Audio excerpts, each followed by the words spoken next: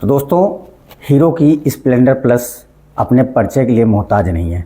1994 से लेकर 2025 तक आज भी ये मिडिल क्लास फैमिली के लिए एक सबसे ज़्यादा ज़रूरी इक्विपमेंट बना हुआ है। अब वो चाहे इसका बेहतरीन परफॉर्मेंस हो, बेहतरीन माइलेज हो, या फिर एक गुड लुकिंग मतलब अच्छा मजबूत गुड लुकिंग इसका स्ट्रक्चर हो, और साथ ही साथ ये 1994 से लेकर 2025 तक में इसमें बहुत सारे बदलाव आए हैं। 1994 जब में ये चालू हुई थी, जब इसको लॉन्च किया था, तब हीरो और होंडा दोनों एक साथ हुआ करते थे, और धीरे धीरे यह 2004 तक आते आते इसने अपने आप को अपग्रेड किया हीरो होंडा स्प्लेंडर प्लस के रूप में। मजबूती, माइलेज और प्राइस वही था, और लुक जो है वो धीरे धीरे अपग्रेड करते गए। लेकिन आज भी इनका जो बेसिक लुक है, जो स्टैंडर्ड 1994 के में जब इसको लॉन्च किया था, जो लुक उस समय था, आज भी उसी लुक को मेंटेन करके चल रहे हैं। तो नमस्कार दोस्तों, आप सभी का दोस्त लाल बहादुर, और आज आपके लिए मैं लेके आया हूँ हीरो स्प्लेंडर प्लस, जिसके हम थोड़ा सा स्पेसिफिकेशन के बारे में बात करेंगे, और उसके बाद थोड़ा सा इसका पिछला जो है इसकी जर्नी है उसके बारे में बात करेंगे, और फिर अभी ये ऑन रोड कीमत आपके यहाँ कितनी पड़ रही है। देखिए, ये क्या है कि 1 लाख के अंदर में आने वाली सबसे बेहतरीन गाड़ी है माइलेज, लुक और मजबूती के हिसाब से। और सबसे बड़ी चीज़ कि आज के डेट में ये हर आम आदमी के पास आपको मिलेगी, वो चाहे सिटी हो या फिर गांव हो। कुछ नहीं तो 10 में से कम 5 आदमियों के पास आपको ये गाड़ी मिलने वाली है। तो इसकी एक थोड़ी सी झलक देखते हैं। 1994 में बाज़ार में उतारा गया, उसमें भारतीय उपभोक्ताओं को एक ऐसी बाइक चाहते थे जो मजबूत हो, मेंटेनेंस में कम हो और माइलेज शानदार दे रही हो, तो वो बनी स्प्लेंडर। और फिर उसके बाद स्प्लेंडर प्लस का विकास हुआ। वो कब हुआ? वो धीरे धीरे आगे बढ़ता गया। बदलते समय के साथ में हीरो ने स्प्लेंडर को नए फीचर्स और मॉडर्न तकनीकी को अपडेट करते हुए स्प्लेंडर प्लस पेश किया गया, जो पुराने मॉडल को खूबियों को बनाए रखा और एक नए रूप में आपके सामने प्रस्तुत किया गया। बेहतरीन डिज़ाइन, आकर्षक ग्राफिक्स, हल्का वजन और स्लीक हेडलैम्प इसे और भी खास बनाता है। स्प्लेंडर प्लस का सबसे बड़ा आकर्षक इसका माइलेज था, जो 65 से लेकर 80 किलोमीटर के पर लीटर का इसका एवरेज था, 65 से लेकर 80 तक का। और फिर उसके बाद ये इसका जो 97 सीसी का इंजन था, 97.2 सीसी का, वो भी बहुत ज़्यादा भरोसेमंद निकला। और फिर उसके बाद हीरो स्प्लेंडर प्लस का डिज़ाइन भले ही साधारण रहा हो, लेकिन उसकी मजबूती और टिकाऊपन आज भी बेमिसाल है। यह बाइक ख़राब रास्तों पर भी सहज चलती है, और यही वजह है कि छोटे शहर, गांव और ख़ासकर डिलीवरी राइडर्स के बीच में ये आज भी बहुत ही फेमस है। नए मॉडल्स में कंपनी ने i3s का निजात किया, यानी कि आइडल स्टॉप स्टार्ट सिस्टम। ये जो सिटी में लोग रहते हैं उनके लिए सबसे बेस्ट था। गांव के लिए तो गांव में बहुत ज़्यादा इसकी ज़रूरत नहीं थी, लेकिन जो सिटी राइड थी, ट्रैफिक वाले एरिया थे, वहाँ इसकी सबसे ज़्यादा ज़रूरत थी। स्प्लेंडर प्लस सिर्फ एक बाइक नहीं, भारतीय भावनाओं का हिस्सा बन चुका था। लाखों लोगों ने अपने पहले रोज़गार की शुरुआत इसी बाइक से की। कई परिवारों की पहली मोटरसाइकिल भी यही रही है, खुद मेरी भी यही रही है, हीरो सुपर स्प्लेंडर के नाम से, जो आगे जाके यही वाली जो है इसी में अपग्रेड किया है, 125 सीसी करके सुपर बनाया है। और उसके बाद हीरो स्प्लेंडर प्लस की यात्रा भारतीय सड़कों पर विश्वास, किफ़ायती और भरोसे का प्रतीक रहा है। समय बदलता रहा, टेक्नोलॉजी आधुनिक होती गई, लेकिन स्प्लेंडर प्लस का राज, रफ्तार दोनों आज भी बरकरार हैं। सितंबर 2025 में ये लगभग 3,62,000 यूनिट बेची गई है, जो पिछले साल के मुकाबले कहीं ज़्यादा थी।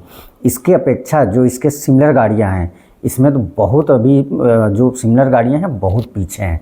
ये 3,62,000 है, बाकी तो 97,000, 95,000, 96,000 ऐसे करके बाकी जो इसके सिमिलर गाड़ियां थी 100 सीसी वाली, वो इस लेवल में आती हैं।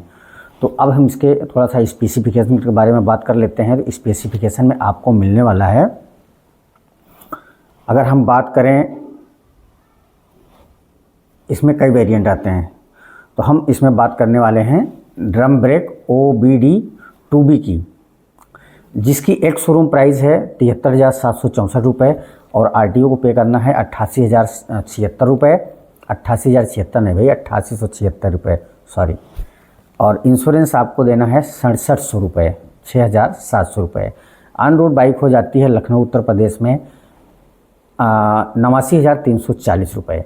ये लखनऊ का प्राइस है। बाकी ऑल इंडिया प्राइस जो है वो इसी के इर्द गिर्द होगा, बहुत ज़्यादा डिफरेंस नहीं आएगा, क्योंकि एक्स शोरूम प्राइस यही रहने वाली है। RTO में थोड़ा बहुत चेंज हो सकता है और इंश्योरेंस में थोड़ा बहुत चेंज हो सकता है, बाकी इससे ज़्यादा का बहुत ज़्यादा चेंज नहीं होने वाला है।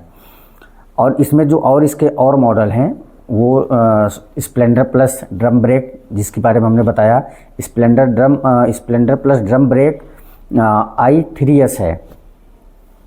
आइडल स्टार्ट स्टॉप बटन, मतलब आइडल स्टार्ट स्टॉप सिस्टम जो है वो पड़ जाती है 90,700 की ऑन रोड। और Splendor plus i3S black accent edition जो थोड़ा सा स्पेशल है वो भी लगभग यही रेट पड़ जाता है 90,700। और स्प्लेंडर प्लस मिलियन एडिशन जो है वो 51,556 रुपये का पड़ता है। ये अभी का जो लेटेस्ट है वो मैं आपको बता रहा हूँ। बाकी इसमें बहुत सी चीज़ें ऐसी हैं जो आपको जानना चाहिए। तो सबसे पहले इसके हम स्पेसिफिकेशन के बारे में बात करते हैं। तो स्पेसिफिकेशन में आपको मिल जाता है, सबसे पहले परफॉर्मेंस और पावर की बात करें तो डिस्प्लेसमेंट जो है इंजन का 97.2 सीसी का है। मैक्सिमम पावर जनरेट करता है 7.91 bhp 8,000 RPM पे। मैक्सिमम टार्क जनरेट करता है 8.05 Nm 6,000 RPM पे। और इसकी जो टॉप स्पीड है वो 87 किलोमीटर पर हावर है। ट्रांसमिशन जो है वो 4 स्पीड मैनुअल है।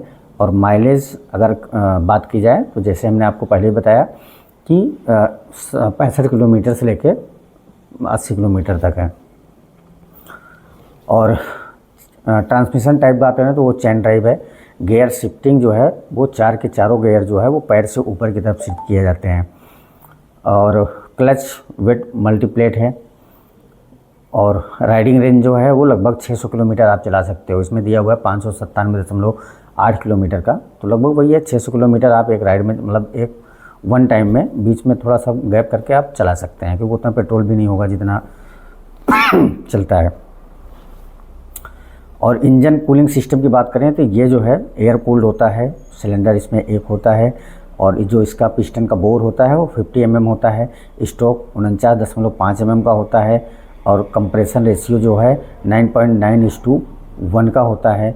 और स्पार्क प्लग जो है 1 पर सिलेंडर होता है। बैटरी MF बैटरी 12 वोल्ट और 3 एम्पियर की होती है। और एमिशन स्टैंडर्ड की बात करें तो BS6 फेज 2B होता है। और फ्यूल टाइप की अगर बात करते हैं तो इसमें सिर्फ और सिर्फ पेट्रोल आता है, बाकी और दूसरे ऑप्शन इसमें नहीं आते हैं। जबकि मार्केट में अभी CNG के भी ऑप्शन आ गए हैं, बट अभी इसमें कुछ ऐसा नहीं है। और ब्रेकिंग सिस्टम IBS है। और फ्रंट ब्रेक टाइप जो है ड्रम है। फ्रंट ब्रेक साइज जो है 130 mm का है। और कैलिपर फ्रंट है। अगर अब हम सस्पेंशन और चेसिस की बात करते हैं तो सस्पेंशन जो फ्रंट है इसमें आपको मिलता है टेलीस्कोपिक हाइड्रोलिक शॉक एब्जॉर्बर है। और रियर सस्पेंशन जो है वो 5 step adjustable hydraulic shock absorber है। और फ्रंट सस्पेंशन प्रीलोड इसमें आपको नहीं दिया गया है, रियर वाले में प्रीलोड आप एडजस्ट कर सकते हो। डायमेंशन की बात करें तो कर्व बेड 112 kg है। और सीट हाइट जो है 785 mm की है। और ग्राउंड क्लियरेंस की बात करें तो 165 mm की है। और कुछ पार्ट और हैं इसमें, जैसे कि फ्यूल टैंक कैपेसिटी है वो 9.8 लीटर की है। फ्यूल रिज़र्व जो है इसका 1 लीटर का है। ओवरऑल लेंथ जो है वो 200 mm है। विड्थ है इसकी 720 mm। ओवरऑल हाइट जो है 1052 mm है। और व्हील बेस टायर जो है वो 1236 mm है। और इसके मैन्युफैक्चरिंग वारंटी की बात करते हैं तो स्टैंडर्ड वारंटी जो है वो 5 साल की होती है। स्टैंडर्ड वारंटी अगर किलोमीटर में बात करते हैं तो 70,000 किलोमीटर है। सर्विस और मेंटेनेंस जो शेड्यूल होता है, फर्स्ट सर्विस 500 से 750 किलोमीटर के बीच में होना चाहिए, यानी कि 60 दिन के अंदर। या तो दो क्राइटेरिया हैं इसमें, या तो 5 से 750 किलोमीटर के बीच में करवाइए या फिर 60 डे के अंदर करवाइए। सेकंड सर्विस 3000 से 3500 किलोमीटर है, 160 दिन का टाइम है। और थर्ड सर्विस जो है 6000 से 6500 किलोमीटर है, जिसमें आपको 260 दिन लगभग होना चाहिए। और जो फोर्थ सर्विस है 9000 से 9500 किलोमीटर है। और ये रहा आपका इंस्ट्रूमेंट जो है वो एनालॉग होता है, टच स्क्रीन की सुविधा नहीं है। हाँ, चार्जर सॉकेट जो है वो इसमें मिलने लगा है, सारी गार्ड जो है वो भी लगा हुआ है। तो ये रही आपकी हीरो स्प्लेंडर प्लस, जो 1994 से लेकर 2025 तक का सफ़र रहा। ये रहा। हमारे द्वारा दी गई जानकारी आपको अच्छी लगी हो तो अपने दोस्तों रिश्तेदारों के साथ शेयर जरूर करिएगा। चैनल पर नए हैं तो चैनल को आप सब्सक्राइब करके जाइएगा और बेल आइकन को प्रेस करके ऑल का नोटिफिकेशन वाला बटन ज़रूर दबा के जाइएगा। तो दोस्तों मिलते हैं एक और ऐसी वीडियो में, तब तक के लिए जय हिंद।